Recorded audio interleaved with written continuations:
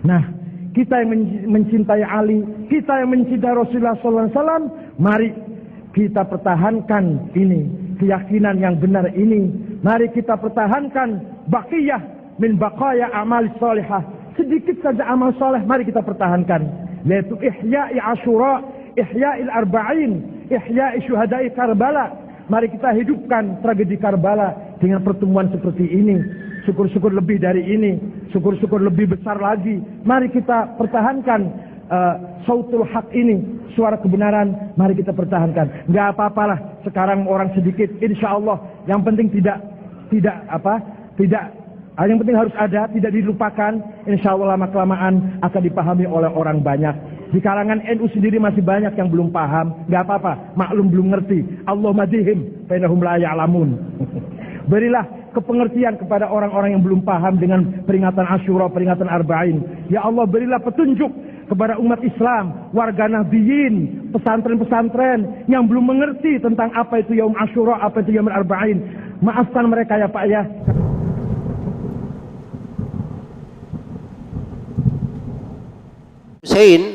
Al-Husain bin Ali bin Abi Thalib radhiyallahu anhuma, beliau terbunuh di Karbala. Yang membunuhnya adalah orang Syiah. Dan sebab terbunuhnya juga orang Syiah, pengkhianatan orang-orang Syiah. Iya. Dan ini termasuk aneh bin ajaibnya orang Syiah. Kalau dikumpul dari keajaiban-keajaiban mereka, jadi Al-Husain bin Ali ini radhiyallahu anhuma, beliau disurati. Jadi ketika pada tahun 60 Hijriah Yazid bin Muawiyah dibaiat, maka waktu itu Abdullah bin Zubair dan Al-Husain bin Ali belum ikut membaiat. Belum ikut apa? Membaiat. Maka keduanya keluar dari kota Madinah.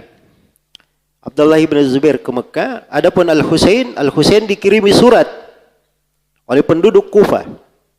Bayangkan dari Kufah ke Madinah disurati. Sampai surat yang berkumpul di Al-Husain itu lebih dari 500 surat. Iya. Maka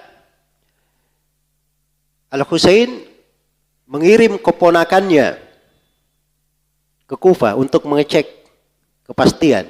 Orang-orang Kufah berkata, "Wahai Al-Husain, kami di sini belum berbaiat. Datanglah kemari, kami akan menyerahkan baiat kami kepada engkau, mengangkat engkau sebagai pemimpin." Itu janjinya orang Kufah. Maka beliau kirim keponakannya, Muslim namanya, untuk berangkat ke Kufah, mengecek kebenarannya. Sampai di sana disambut oleh beribu-ribu orang. Ya. Dan dia sudah menyangka bahwa ini orang-orang Kufah serius. Maka dia pun menulis surat kepada Al-Husain. Maka Al-Husain pun berangkat ke Kufah waktu itu. Tapi di tengah jalan, kejadian yang terjadi di Kufah itu didengar oleh Yazid bin Muawiyah, maka beliau mengirim utusan ke Kufah untuk mengecek kebenaran berita itu. Nah, begitu datang utusan dari Khalifah Yazid bin Muawiyah waktu itu, mereka pun takut. Akhirnya orang-orang Syiah ini semuanya pada mundur.